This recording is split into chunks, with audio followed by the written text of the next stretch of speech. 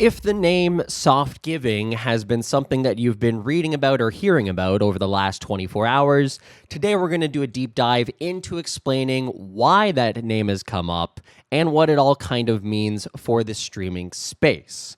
Now, where this starts is a tweet that went out yesterday from Josh Belkin, that says, the charity industry is so sickening some days. We don't take processing fees. We are funded by tips. We also take 4% processing fees for a third party and a 50% commission. And then linking this image right here, which is from a leaked contract that is between Softgiving and charity partners. And it says here, Softgiving fee, $0. Softgiving commission. Softgiving will share donations raised equally with the charity partner in an amount equaling 50% of all donations raised, minus transaction fees equal to 4%. And they provide an example here. In the event a charity stream raises $200,000, the donations will be split equally between Softgiving and the charity partner. Both parties will receive $100,000 minus transaction fees equal to 4%. And so since this tweet came out, I have been doing my due diligence to find out what the actual truth is in all of this. I have spoken to a couple dozen creators to understand their experiences, because their experiences with Softgiving, there's a lot of very, very odd and uncomfortable stories. I've also spoken to charities, some that work directly currently with Softgiving, others that don't, and others that have in the past. And I've also spoken with partners that have worked directly with Softgiving in the past, including a company called PowerSpike. And my entire goal here is to try to make sense of what is actually happening here. Is this as nefarious as it sounds? And how did this slip under the radar that nobody has been talking about it until now? First and foremost, let's talk about the contract. Is it legitimate? Yes. Now, this is the full contract as has been shared publicly, the same one that this person references. Now, I have seen a couple others at this point and can confirm that it is authentic. I have heard, I have not been able to verify that the amount as it relates to the 50% can vary slightly, but I've not been able to confirm that. On paper, it does seem like this contract between Charities and Softgiving is legit. Now let's talk about Softgiving. When you go to softgiving.com, you're presented events by Softgiving. Now it's important to note that this contract, as it relates to charity partners, is dealing on the event side of things. And effectively, what Softgiving operates is two different services. They have events by Softgiving, which is their main offering, because it's where when you go to softgiving.com, it is what is presented to you. Events by Softgiving, the charity game has changed. Let Events by Softgiving create and manage high-impact online events that connect you to the next generation of donors, and kind of talks about exactly what you do here and what you get. Overlays, giveaways, matching. Now, these three are going to be particularly important. We'll talk about that in a second.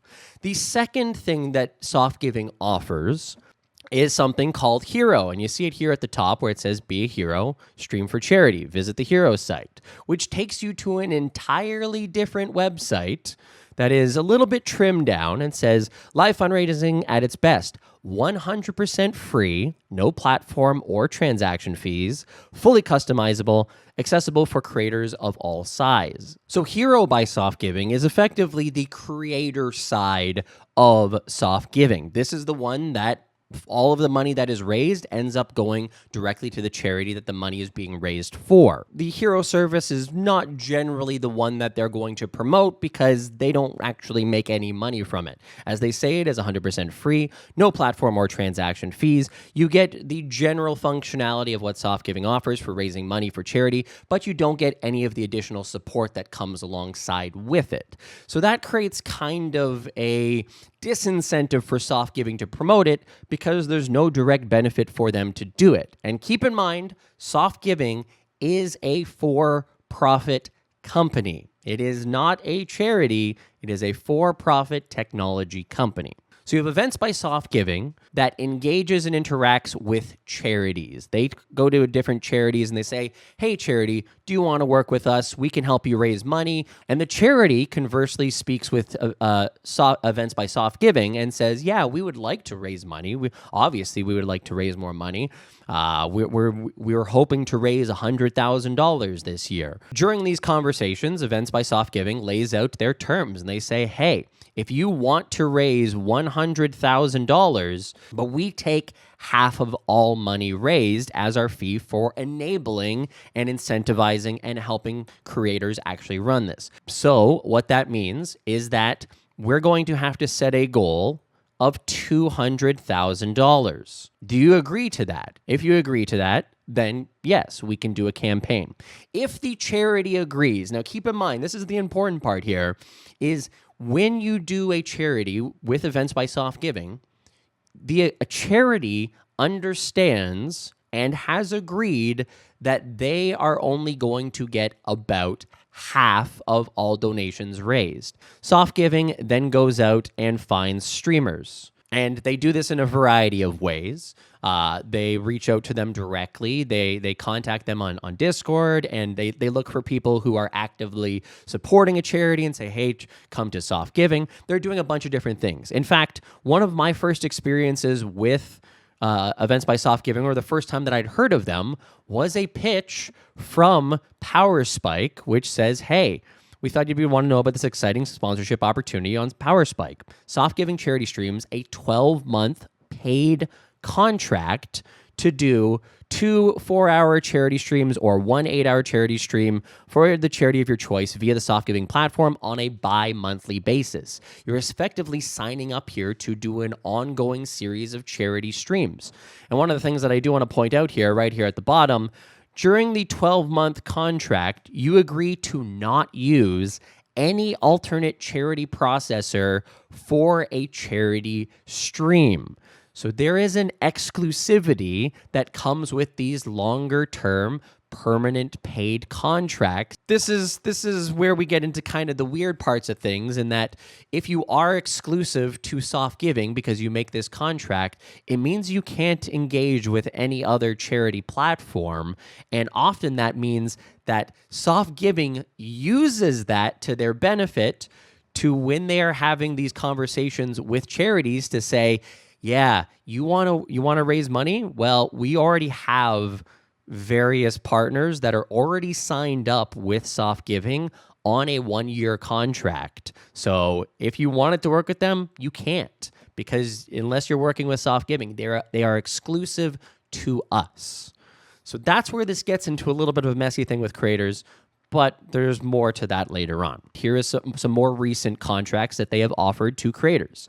Softgiving streamer agreement. This Softgiving streamer agreement, the agreement is made and entered into the effective date listed in section 1.1, blah, blah, blah, blah. Statement of work, streamer name, number of charity streams, minimum of blank. Dates of charity stream, 1 per blank. It could be month, could be quarter. Type of content, Twitch charity stream, minimum length of each charity stream, the number of hours here, and then the streamer budget. This is a longer term contract that we're looking at right now. Streamer will be granted a signing on bonus of X dollars paid upon signature of the agreement. Streamer will be paid X amount of dollars per CCV, which means per viewer, based on a 30-day CCV on Sully Gnome, which will be calculated 1 week prior to the confirmed launch date. So when Softgiving goes and approaches different potential streaming partners, some of them will be offered money. Others will not. There will be no money offered. Some of them will be offered giveaways, where effectively they'll have things like, hey, if we hit the $5,000 donation goal, then we'll have a computer giveaway. Those giveaways are predetermined between Softgiving and the creator, and they're decided ahead of time and signed off on. The other thing that they do, and we saw it mentioned here, is matching. So they will have things where it's for the next $500. If we can get $500 in the next 10 minutes, Softgiving will match it, effectively giving up their cut of the money to fund the donation matching. All of this is effectively designed to inspire more donations to come in. The issue here is that while this may seem great to creators to be able to raise money, have giveaways, make a little bit of money themselves, have donation matching and all these other incentives, Creators are not told about the agreement between the charity and Softgiving, where 50% of anything raised ends up going back to Softgiving. And that's where the problem lies. We lose transparency between the deal that is being made here and the deal that is being made here. Creators currently, and they're finding out right now, that they have been involved in a system where they didn't realize that for every dollar that was raised, half of it was only going to the charity. The last piece of this puzzle, of course, is that when these streamers do go live on their stream, they have audiences that watch them and give them their money to support the cause. And so one of the things that I've seen many people say that have had communication with Softgiving is they say things like, when they approached me for TEP and offered me money based on my CCV, it felt wrong in a way that was hard to verbalize. I wondered how they were making funds to pay so many creators. They swore to me in a Discord call that they take no percentage off of these event streams besides tips. So how is that possible? How is it possible that they are taking 50% but also taking nothing? So to go back to our little drawing here, how does that make sense? Well, because Softgiving makes a deal with the charity. Now, when you donate to this charity, when people donate, the money actually goes to Giving A. It doesn't actually go to Softgiving. Now, this is where it gets a little bit unclear. I've had a few different answers on how this actually works out. But then Giving A gives a grant to the charity. The charity then, because again, Softgiving has taken no cut, the charity then writes a check for 50% to Softgiving. So that's how they get around this. That's how they don't actually touch the money. All of the money then goes to the charity, and then the charity pays out the cost to Softgiving.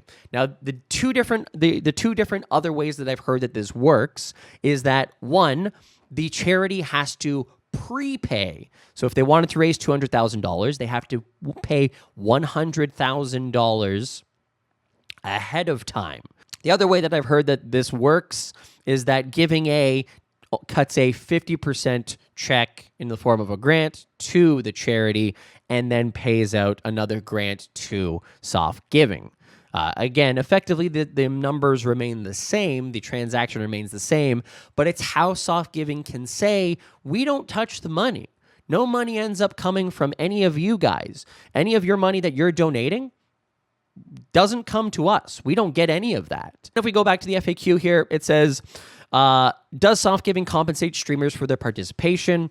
Our streamers only support initiatives that align with their personal beliefs and interests. Streamers have complete flexibility in how they choose to be compensated for an event. All compensation comes from a marketing budget agreed upon by the charity prior to the event taking place. And then lastly here, what is Softgiving's revenue model? Before any event, keep in mind, event is capitalized because that is the brand name of Softgiving events. Campaign is launched. Softgiving enters into an agreement with the charity and brand partners, which clearly outlines the costs of services. Our charity and brand partners help underwrite the costs behind our expert services, as well as the production and marketing costs associated with each event's campaign. Similarly, we receive event tips that are provided by event donors. So if you don't know, when you go to donate to a campaign, there's a little button there that says, do you want to tip Softgiving? To help with processing fees. Now, this is also sort of communicated when you make a donation to any Softgiving campaign. Your donation will be made to Turkey, Syria, Earthquakes Fund, NA, through Giving A Foundation. Donations are subject to standard payment processing fees, and Giving A Foundation makes grants to benefiting charities net of those fees. So that's after those fees.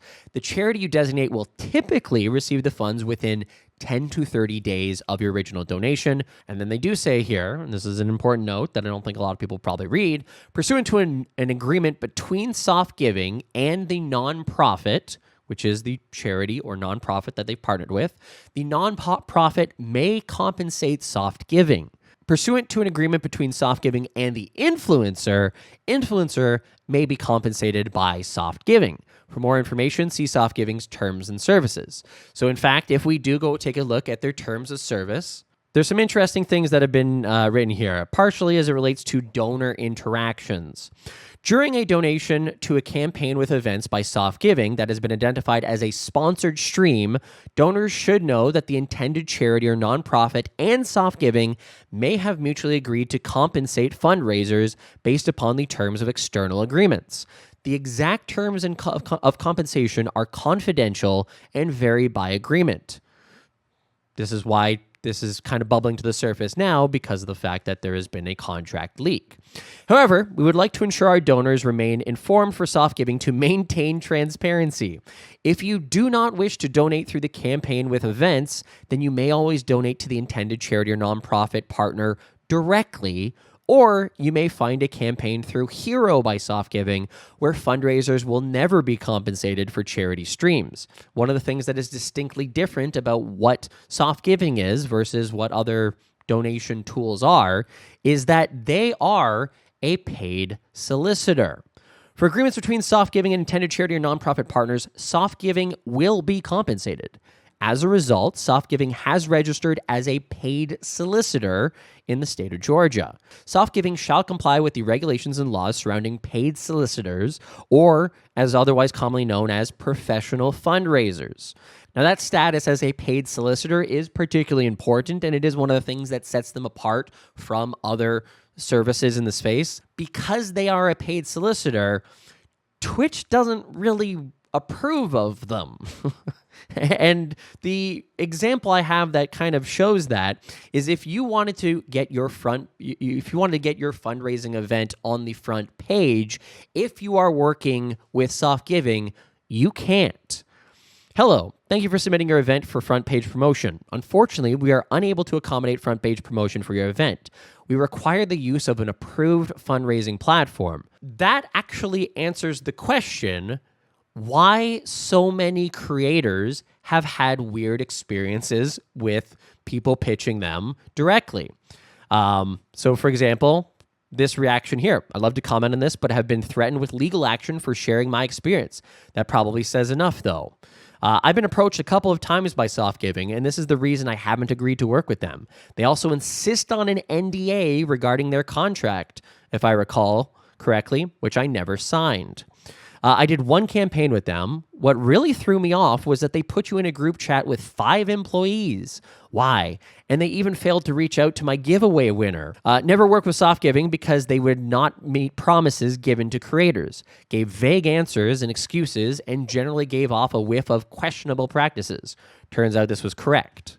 And this kind of goes on and on and on. There is no shortage of people on Twitter who have been like, yeah, they approached me and it was kind of weird.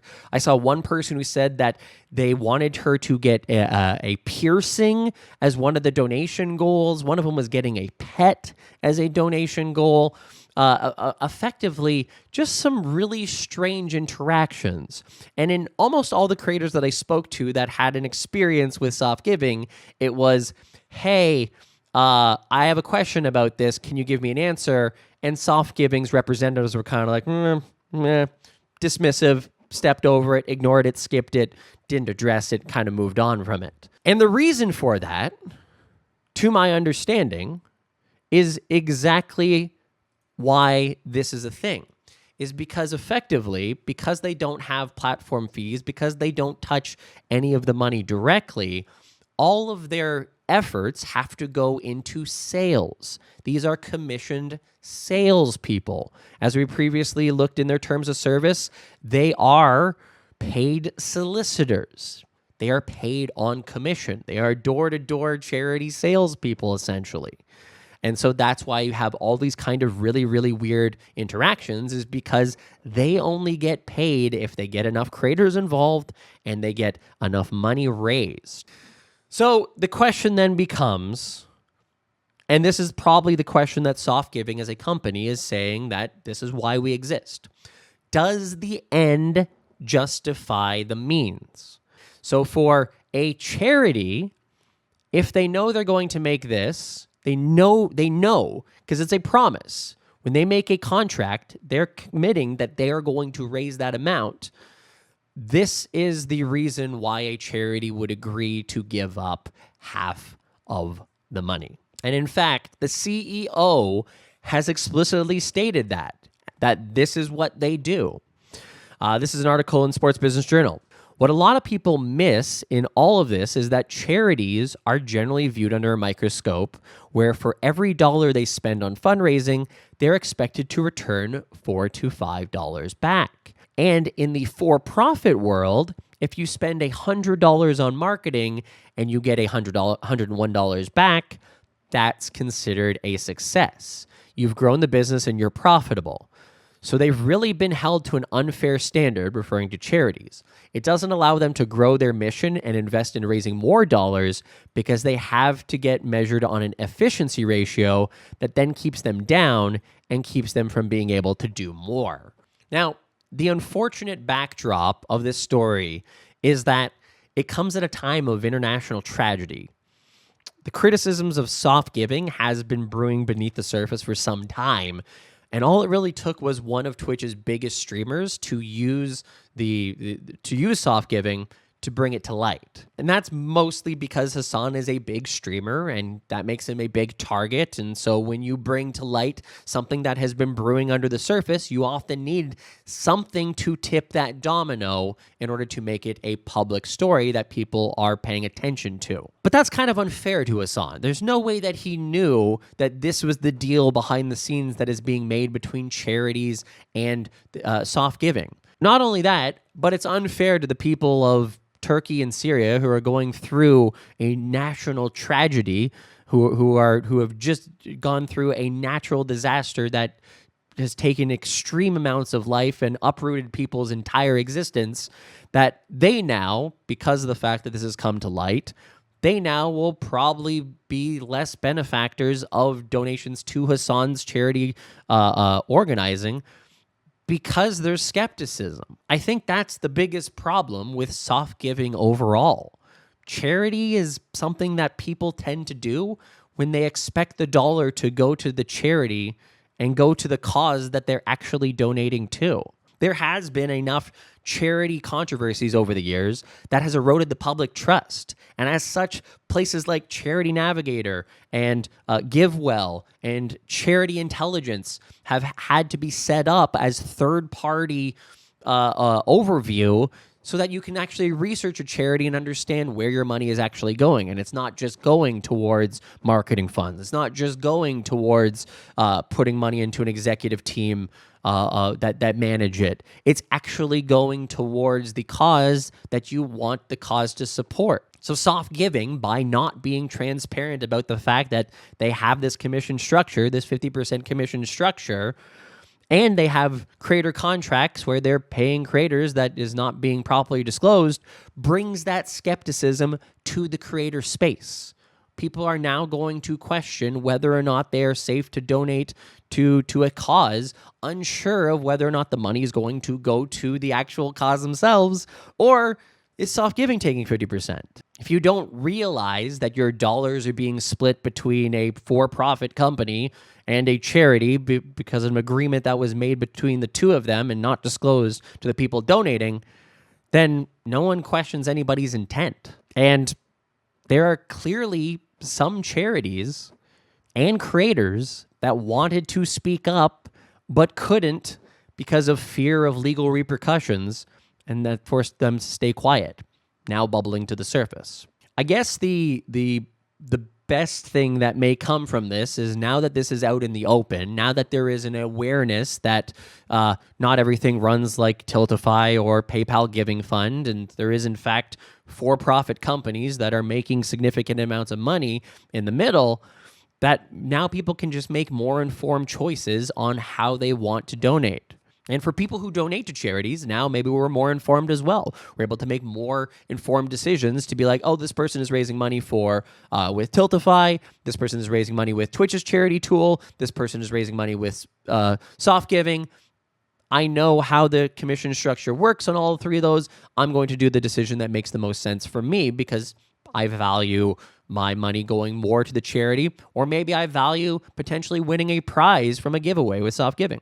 Now, I've done my best to answer as many questions and provide a rounded point of view on why the system is the way it is, why they do this, how the system actually functions.